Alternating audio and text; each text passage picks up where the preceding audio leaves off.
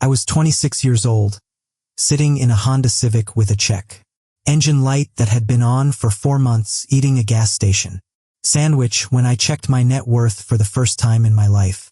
Negative $11,000. Not because I was reckless, because I did exactly what I was told. Go to school, get a degree, get a job, wait for the raise. 11 years later, I crossed 7 figures. Not from a lottery ticket, not from crypto luck, not from some secret the rich don't want you to know about, from 5 decisions, boring ones, the kind of decisions that don't make for a good Instagram story because there's no yacht in them, just a spreadsheet, a little patience, and a willingness to look stupid in front of people who were having more fun with their money than I was. Here's the uncomfortable part. Every single one of these investments felt wrong when I made it. Every one of them was mocked at some point by someone I respected, and every single one of them worked anyway, for reasons that have almost nothing to do with what most personal finance content tells you. So this isn't a highlight reel. This is the actual mechanism, the math nobody puts in the thumbnail. Let's talk about why this matters right now in 2026 specifically. Because the environment I built wealth in doesn't exist anymore. Interest rates aren't what they were. Home prices aren't what they were. The stock market has had one of the longest bull runs in American history, and a lot of people watching this are wondering if they missed the window entirely. They didn't, but the game has changed shape. And if you don't understand the mechanism underneath these 5 moves, not just the moves themselves, you'll copy the tactic and miss the principle. That's the trap. Most financial advice fails not because the advice is wrong, but because people take the what and skip the why. So we're doing this in order. Chronological. The way it actually happened, with the actual numbers, the actual timeline, and the actual moments where I almost quit. Investment number 1. The one everyone skips because it's boring. The employer 401k match. 22 years old. First real job. Salary, $41,000 a year. HR hands me a stack of papers during onboarding, and buried on page 6 is a line about a company match on retirement contributions. I didn't understand it. Nobody explained it. So I ignored it for the first 7 months of my job. Here's what I was ignoring. My employer offered to match 50 cents on every dollar I contributed, up to 6% of my salary. That's not an investment return. That's not the stock market. That's a guaranteed 50% gain on my money the moment it landed in the account, before a single share of anything was even purchased. There is no investment on earth that reliably pays 50% overnight. None. Not real estate, not private equity, not the best year Amazon stock ever had. And I left it sitting on the table for 7 months because nobody made it feel urgent. When I finally started contributing 6%, about $205 a month at the time, my company added another $102. That combined money went into a target date index fund and sat there mostly untouched, compounding.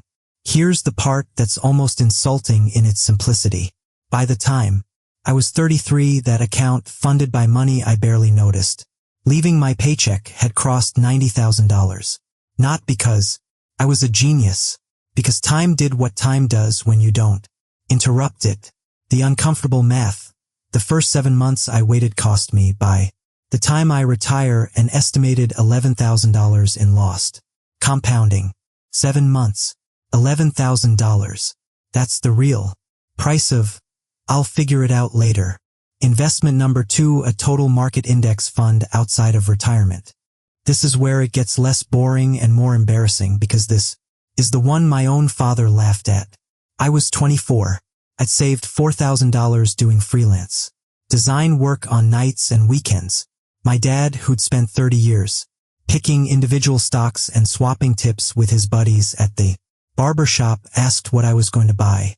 I told him an index fund, one that just owns the entire S&P 500, 500 of the biggest companies in America automatically, with a fee so small it's almost a rounding error. He laughed, not cruelly, genuinely amused. You're paying a fund manager to do nothing, he said. Where's the strategy? Here's the thing he didn't know, and most people still don't.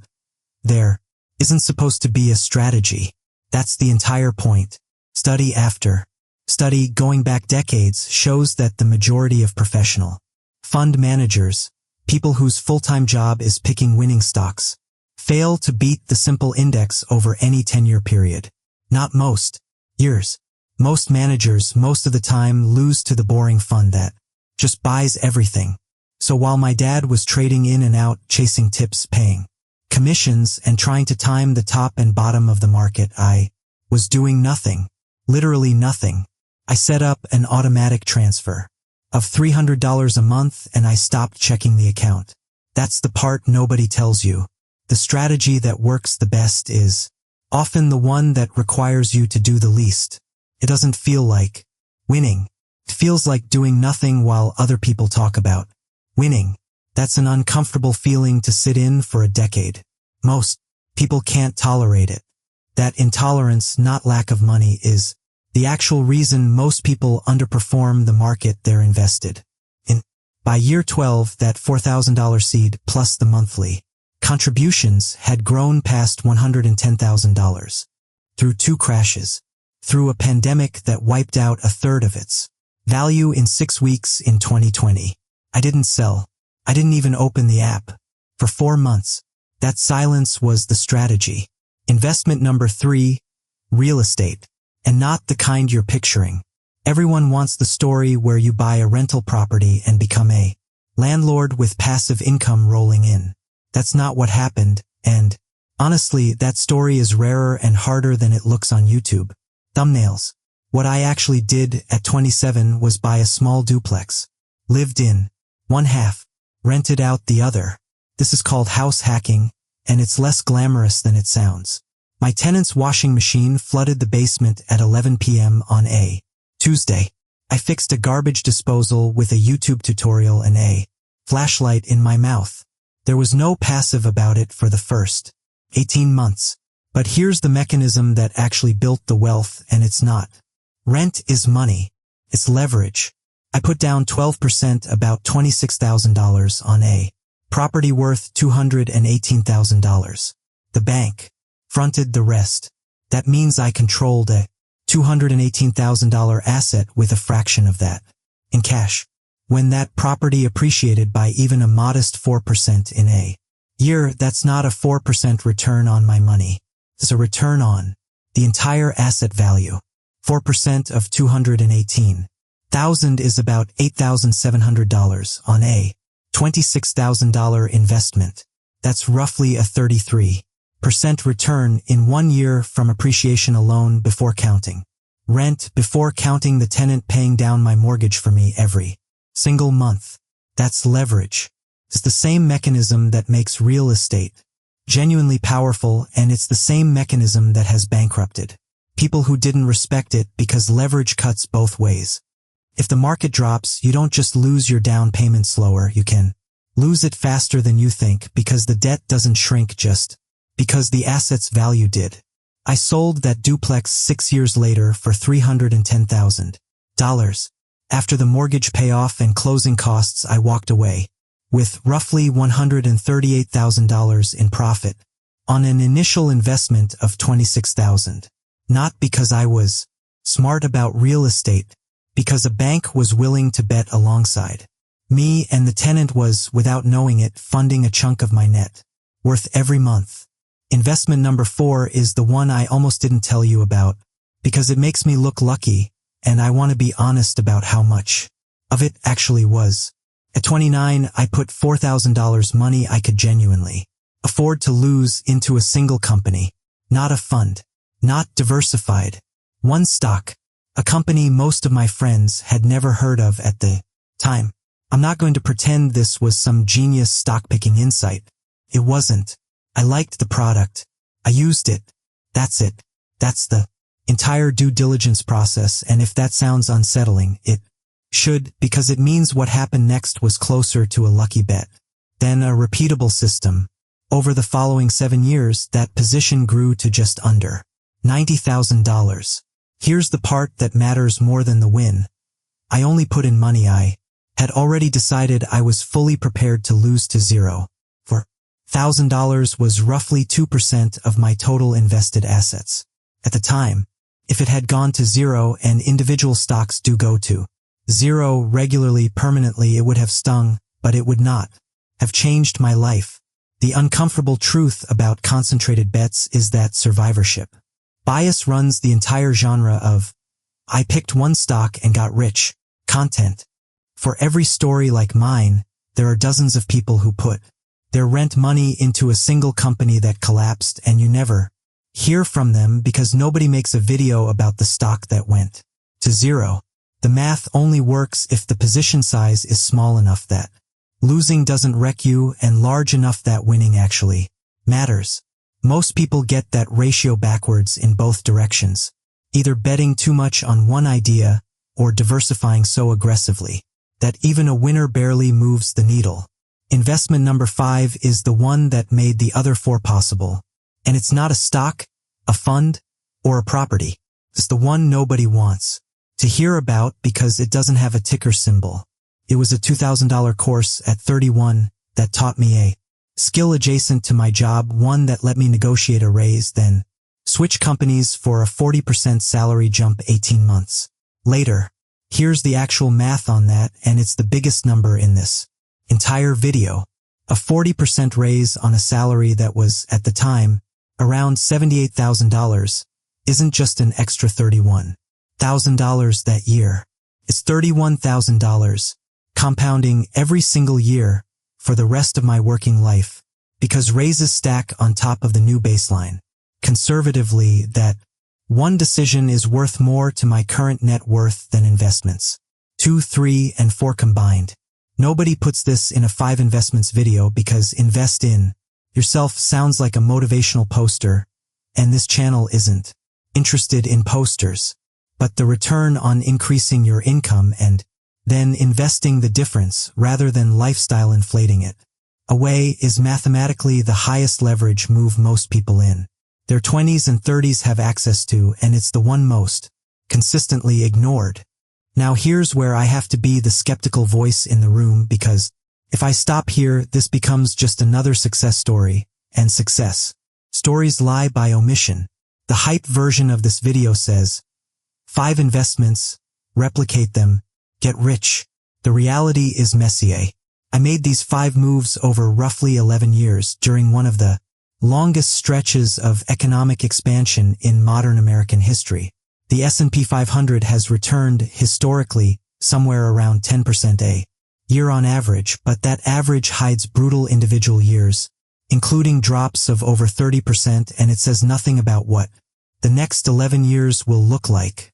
Past performance genuinely does not guarantee future results. That's not a legal disclaimer.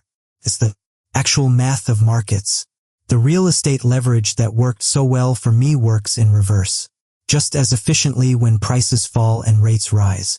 Millions of Americans learned that the hard way in 2008 when the exact same mechanism that built my duplex profit erased entire families' net worth in 18 months. And the single stock, the one that grew 22 times over.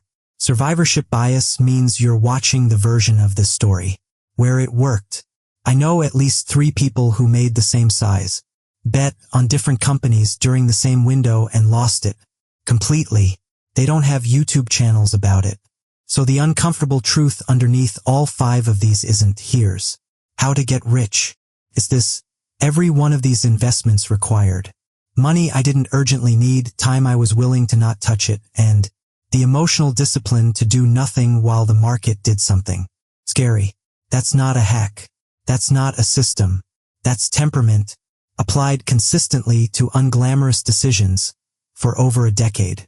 Zoom out further and there's a bigger, more uncomfortable question sitting underneath this entire video.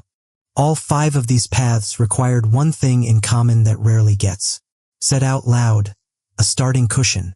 Not wealth. I started at negative $11,000, but stability. A job with benefits.